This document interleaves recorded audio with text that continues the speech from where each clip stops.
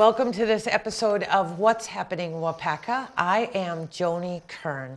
Today we are talking to Susan Bach with the Better Business Bureau. We haven't seen you in about 2 years, so it's great to have you back, Susan. I'm glad to be here. Thank you. It's always nice to talk to you about what we can do to protect ourselves as consumers, because that is a huge issue yesterday, today, and always. Scammers aren't going anywhere. The number of reports that we get at the Better Business Bureau on our scam tracker portal is just going up and up and up. So that's unfortunate. So tell me what the scam tracker is. Yeah. Let's say you get a mysterious knock on the door or a phone call or something, and you want to tell somebody about it, you want to warn your neighbors, but it's not really an issue that the Better Business Bureau could process a formal complaint on. We have this great tool called Scam Tracker. You access it by going to bbb.org/scam tracker, and you can see what's happening in your neighborhood, basically.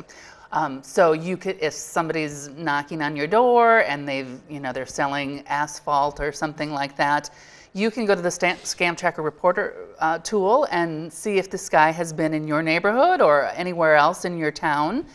Or you can also file a report so that other people can read it and benefit from your experience. That's a wonderful way of being able to stay in touch with what's going on and make sure that that you're validating your suspicions or warning your neighbors or whatever. Exactly. So what are the top 3 scams?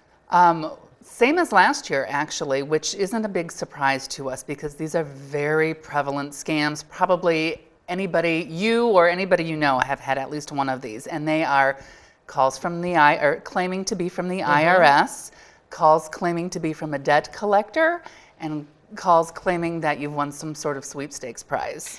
Now, and I always win trips. I don't know how many trips I've won.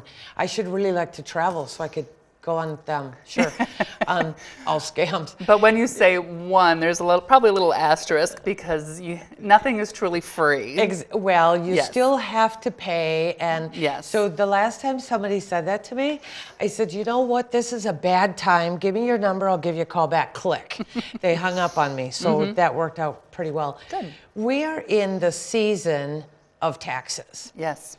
And I actually have gotten phone calls from someone who claimed to be from the IRS, and it looks like it's an East Coast number, which isn't where the IRS is located at anyway. Right. But one of the things that you talk about is how do they keep managing to get past the technology that we have available, like our caller ID and yes, and the phishing software in our email? Well, these people that are perpetrating these scams are very good. They would make excellent salespeople in, the legitimate real world.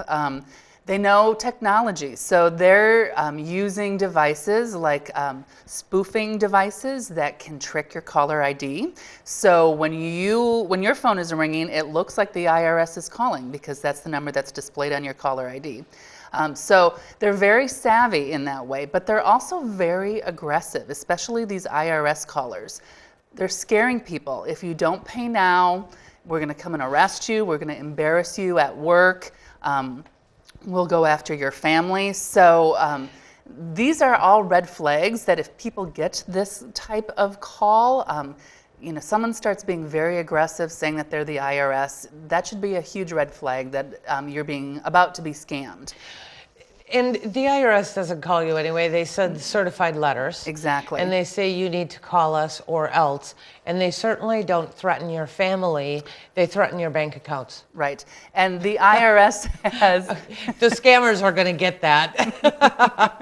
The IRS has issued many warnings on this particular scam. It's not a new scam by any means, but it does tend to rise this time of year because people are more tuned into the whole tax situation. So I think this is a great time of year to be warning people about this, absolutely. So how do they hook us? I actually got a call from someone in North Carolina the other day, and it was a legitimate call. I wanted to talk to these people, and so I see on caller ID that this is North Carolina, and I answered the phone, and they said, is Joni there? And I said, yeah, who is this?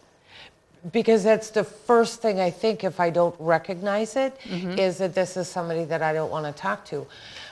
But if they're successful and they're good, they're getting people and they're making a lot of money at it. So what do they do that hooks us? Well, first of all, it can be kind of a good cop, bad cop. They can claim that they know you, that they have some kind of previous relationship with you, that you've purchased something from their company in the past. They can try and connect with you through church groups or groups where you're thinking, I can trust all of these people in my group because they're a part of my church or my alumni club or whatever. So they will try and connect with you on a personal level. And that may or may not be true. They may not even be, an alumni or a member of your church. Or they're going to play bad cop. They're going to try and scare you into acting right away without thinking it through, without, researching the company or talking to relatives, things like that. So if I get somebody on the phone and they're doing something and I don't feel like this is valid, but I don't know for sure, what's the best thing that I can do? Well, it's really good to trust your gut in situations like this. If you feel like you're being bullied or pressured, that's exactly the moment where you should step away and say, give me your name and your contact information, and I will call you back as soon as I've had a chance to research this or think about it. Go to the Better Business Bureau's website, bbb.org, and research the company.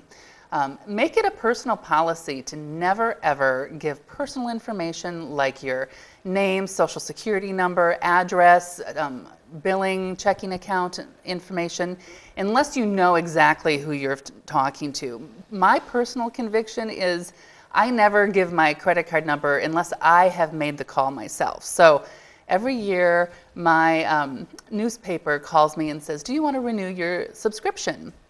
And I say, yes, but I have a personal policy. I never give my credit card number out over the phone. Sure. So what's your name? And I will call you back. And then I go to my bill, because I don't want to call the number that he gave me, because if it's a scammer, he's going to just give me a scam phone number. But I go to my bill, call that phone number, ask for Johnny or whoever it was just called me, and then I feel more at ease at giving out personal information. So it sounds like, if somebody gets us on the phone, and even if we really, let's say they say that they're from our church and they want to talk to us and they want our help or they need our help, just to say, you know what, this is a bad time, can I call you back? exactly. Because most scammers will just hang up on you and they won't give you a phone number yet. Right. But and to follow that up and then to call somebody else that knows, like you do,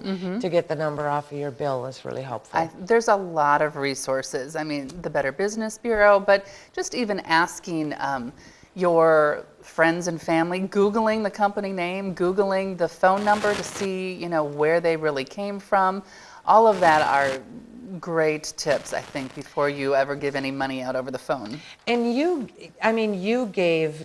do some great tips. We have talked about telephone conversations. Now let's talk about email, because there is a lot going on with the email that gets viruses into our system and gets us hooked into things that we can't get out of.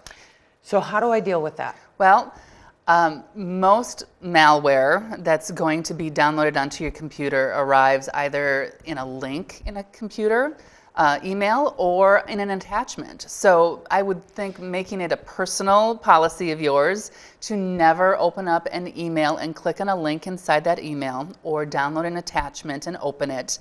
Unless you're sure that it is virus-free. There are certain software programs that you can download for free where you can run the attachment through this app and make sure that it is virus-free. So People like if you're in HR at a small business or something and you regularly receive emails with attachments from strangers, this is really good advice for you especially because you don't want to infect the whole company computer. And I didn't know that. So that is really good information to get, and that's something that, could the Better Business Bureau help me find that?